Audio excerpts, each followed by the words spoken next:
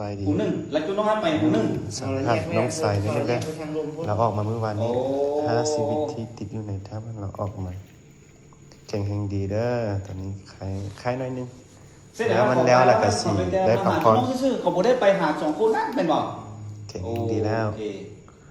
ย่างสิตาย ยังมาอยู่ทางไหนหนาวเนาะ ยังอีก2 คนเด้อ หนาวแล้วจุนั้นจุนั้นมาแล้วมันจะมาเบิ่งจุน้องฮันซื่อบ่ได้ไปหา2คนนั้นไปซ่อ2คนนั้นเป็นบ่ สองคนปะเขาอีกเทิงพี่ก่อนนำผู้ท่วงพี่ ไปเอาเข้าวันนั้นน่ะตายเอาไปเอาเข้าได้หรอ โอ้ ล่า ล่า ใส่มือ น้องคิดว่า2คนนั้นยังมีชีวิตหรือว่าบ่มี เอาเข้าไป อันนี้เรื่องคาดเดาซื่อๆนะ เข้า ขาด ไป ดาว แล้ว มีแต่ แล้วจึงมีแห่งจึงอยู่สมัยอยู่ได้ค่าให้จนกู้ภัยไทย เพราะว่าสิมีชีวิตก็มีน้อยซะเนาะ ช่วยได้ อันนี้เรื่องคาดเดาเนาะ อย่างอีก อ่า 4 คนเขาจะออกมื้อนี้แต่น้องใสนี่เมื่อวันนี้ท่านเราออกมาก่อน พอยูรูมันแห้งบุมีบอลลีแต่หน่อยเดียวหนาว สำคัญไม่หนาวเนาะ หนาวให้ ตอนนั้นนะ เวลาจุน้องไปจุน้องไม่ได้ถูกเข้าไปนิดนึงเลยเนาะ จุน้องเอาไปวัดไร่เขาน้องหอมาจากบ้านเนี่ย อืม เจ้าเราป่าอยู่เทิงนี้ยันมันนัก เราจะน้องเราเป็นผู้ที่มาถือเข้าไหน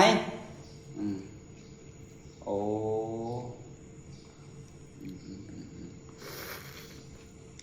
เอาเมื่อวานนี้คือว่าเขาแต่น้องออกคนเดียวเหลือฉะนั้นเขาบอกหนึ่งไหนตัวนั้นน่ะ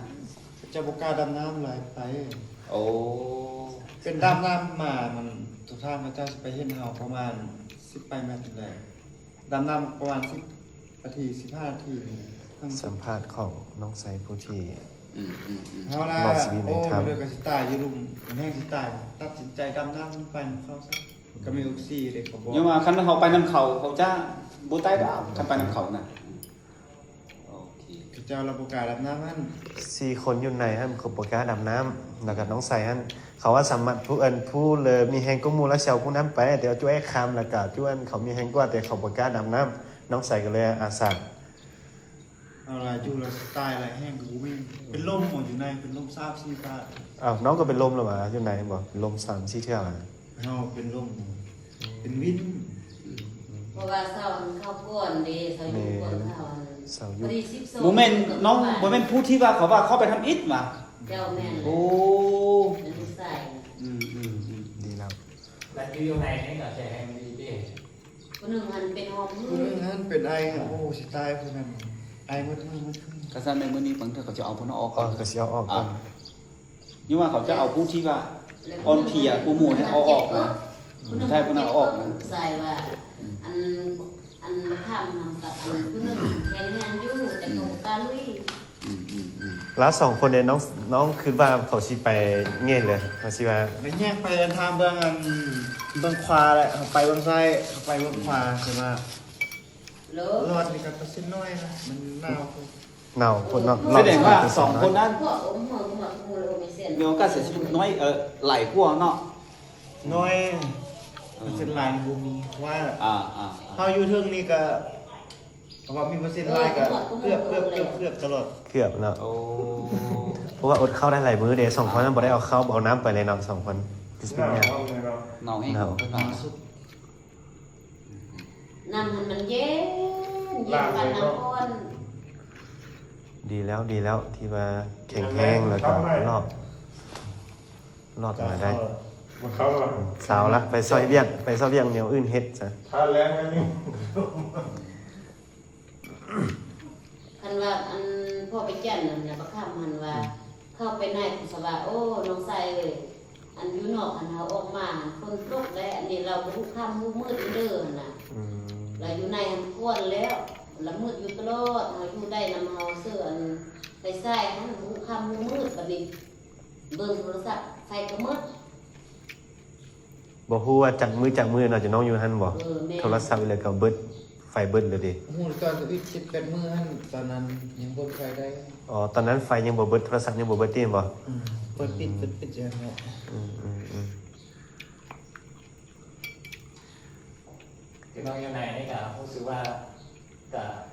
มีคนคิดว่ามีคนจะมาช่วยบอก เราทำอิฐบ่ได้มีเขาบ่เห็นเขาว่าน่ะ ก็ ก็ ซอกสุดความสามารถซอกทางออก ซอกทางออกเนาะ บ่เห็นแล้วกับไปนอนคัน ต่างประเทศผมมาช่วยว่านอนตายที่นี่แหละมีทางเดียวนอนตายไปใส่ไม่ได้ละ ไปใส่บ่ได้ลมเดียวอยู่หั่นบ่ นอนนี่แหละ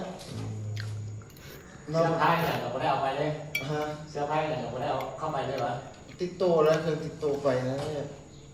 พันเครื่องห้าวัดอยู่ได้มันล้างออกไปเข้าตลอด แล้ว4คนหั่นน้อยบ่เครื่องบ่ เข้า 4ค วัด น เครื่องห้าพระเจ้านุ่มมัด อืม มันหนองแห้งไม่หนองอยู่ไหนเนาะ แสดงว่าจุน้องก็สามัคคีสุดเลยเนาะมาอยู่ลำเดียวหั่นกันยังน้องกับเครื่องหลายยังปานให้จูหมู่จูไอ้เขาอันนู่น ขาดกูโม่สุดท้าย อืม ว่าโอ้มันจะฟันเห็นจากพญานาค ตอน อยู่ไหนฮั่น ตอนอยู่ไหนบ่ ฟันเห็นพญานาคกับฟันกินเขาเนี่ยโอ้ฟันแค่เอาไว้ เขาอยากเขาเด้ ว่าฟันได้น้อยหนึ่งฟันค่ำกว่าหนึ่ง คือสิดี นก ใจ คอส่งคืนน่ะว่าเอายังเอาแต่ชีวิต อืม ทิ่มย้อนเลยนะ พอได้กินคำหนึงเนาะ จึงว่าจึงโทรหาคือเขาพอไปแจ้งนั่นเองใส่ว่าปัญหาจะเป็นยานาหันแล้วเขาไปพูดทางน่ะเขาเกี่ยมมาจิลุยออกน่ะนำหันเกี่ยมจิลุยแล้วพอดีนำหวดเกี่ยมจิลุยแล้วเครื่องจักรเขาอยู่นอกคือว่ามีอันเป็นไปหั่น แล้ววันนี้อันเป็นพวกที่ว่าอันเข้าคนเดียว5 คนนั่นแล้วค่ำอันอะไรอยู่นำพ่อไปจันอยู่นำค่ำและอันค่ำที่ว่าอยู่นำลูกชายที่ลูกชายเฮ็ดก่อนนั่นน่ะ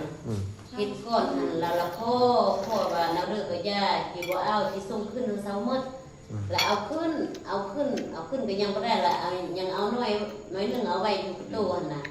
ก็บ่ได้ยังฟันหายอีกใส่ว่ายังฟันหายอีกล่ะน้ำเลือดก็ย่ามือผู้ภัยที่มาเอาหมู่บ้านน้ำเลือดก็ย่าละคอส่งขึ้นก็มืดแล้วนี่ก็บ่สิเอาเลือดเลยพอเอาแต่ชีวิตใส่ละไว้นั้นแล้วนกวนหาเขาเอาคำไปขึ้นเขาหมดแล้วพอดีอันผู้ภัยไปหอดเสาแล้วฟันหอดว่าคันเจ้าส่งขึ้นเฮาหมดนี่ก็ดีแหละคันเจ้าส่งขึ้นเฮาหมดเลยสิปล่อยแต่เจ้าผู้เดียวนั่นแหละแต่เทื่อหน้าเทื่อเนื้อแล้วมึงมาเกื้อเนาะแล้วว่านั้น มี พ สอง อดี คน อันบางเพื่อนละผู้พายอันมาหวดแล้วมีใจยังมาดิกิเทศเรากินได้มากแล้วอยู่นั่นทำอะไรอยู่นำมาข้ามฮะ มีต้องมีผู้ฟ้องเนาะ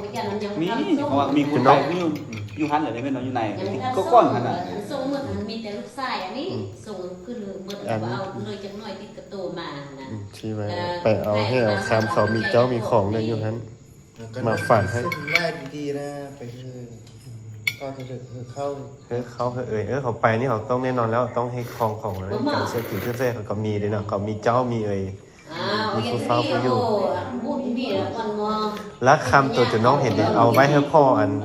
เอาให้คำเป็นติ ไตก่อนนะอยู่นั่นไรก่อน ส่งให้แบบเอาไว้ให้เขาเลยว่าทิมเลย เราชิมหมดแล้ว ทิมเลยบ่ ไปแล้วต้องทุกวันที่ ก็จะชีวิตกัน ดีแล้ว เขาจึงโทรหาแม่ไปแจ้งอันนี้บ่ได้ค่ะจึงโทรหาเอื้อยเสาอัน ไปให้ฝันเดี๋ยวนั้นตลอดฝันเห็นพญานาคฝันเห็นนั้นตลอดสติบ่ คือเราแกะนี่แหละ เราละวนใส่ละวนค่ะ ฝันเห็นคนใหญ่ว่ะ2 คนบ่ เอาแต่ชีวิตใส่2ส่งขึ้นใน2หมดแล้วยังมีใจจะออก แล้ว4 คนนั้นเขาก็ฝันเลยบ่ ก็ เขา รุ่ ก็ นฟันแบบเมา ฝันคือเดียวเลยที่บ่ มันไอ้นะ อ๋อ ก็จังว่าแต่น้องดักสรง นี่ก็ดีแล้วก็น้องก็เรียนเลยทุกสิ่งทุกอย่างก็บ่ขอที่ชีวิตเดแล้วก็จึง มัน แบ แบบ บดี น้องยอดดีแล้วจึง ป้ามีบอก ส่งเพราะว่าส่งขึ้นให้เขาเบิดซะ ส่งขึ้นให้เขาจะยาก ขอให้เนาะรอดครับรอด ก็ชี สุด วิต ๆ น้ำลงเอาพากันวิทย์น้ำอะไรมาสิออกวิทย์ลง น้ำมันแห้งก็น้ำมันแห้งเขาว่าตั้งใจว่าจะลุยออกนั่นเด้ขึ้นไปจะออกมันก็นั้นหมดบนนึงน้ำมันขึ้นอีก โอ้ยเราก็เห็นไป จากมือละเกี่ยมจะออกนับแต่มือกูแพ้อันมาช่วยอันน่ะออกมาบ่ได้น้ำมันก็รวดเสาละส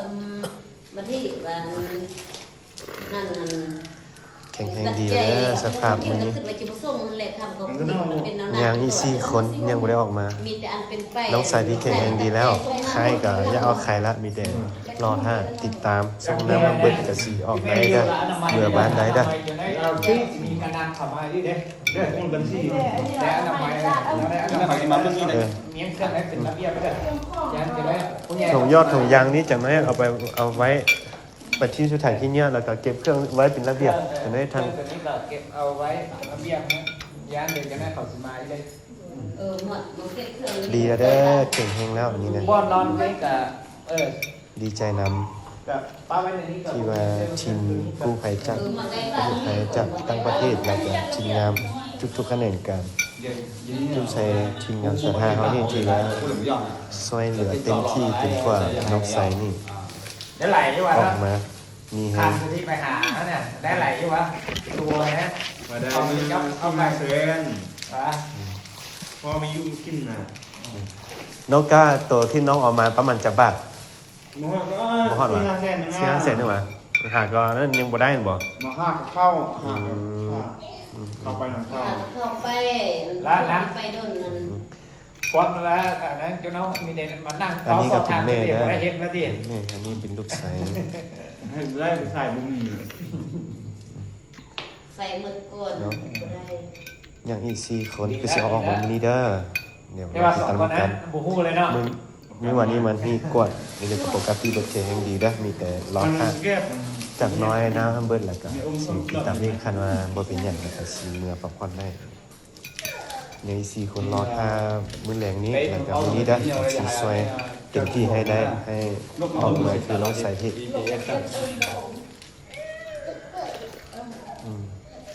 เราติดตามกันอย่างนี้4คนสิเอาออกมื้อนี้สำหรับน้องใส่นี่ปลอดภัยแล้ว